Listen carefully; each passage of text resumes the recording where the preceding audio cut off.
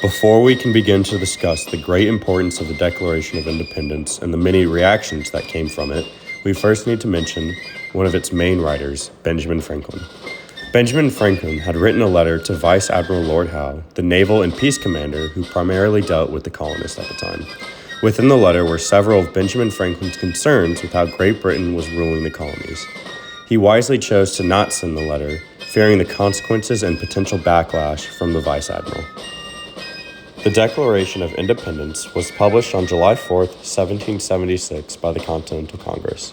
Before the Declaration of Independence, several other letters were published and sent to King George III, the current ruler during the time of the Revolutionary War, as well as the Declaration of Independence.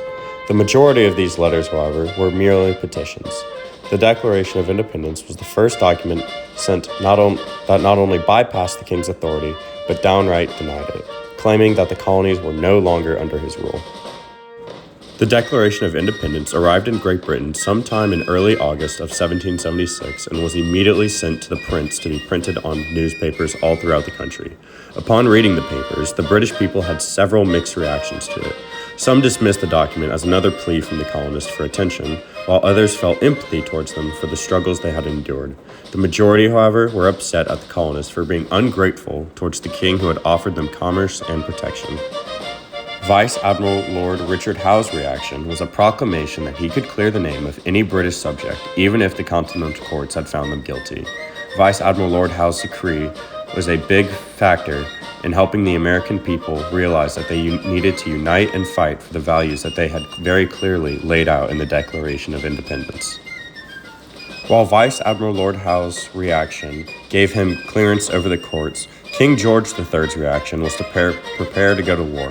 He initially stated that he planned on squashing the rebellion and returning the colonists back to his rule.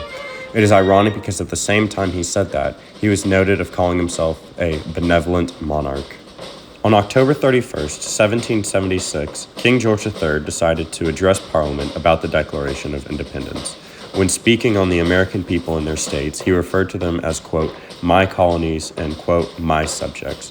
While also speaking to Parliament, he encouraged them to try and gain support from other European nations and prepare for yet another campaign in the Americas.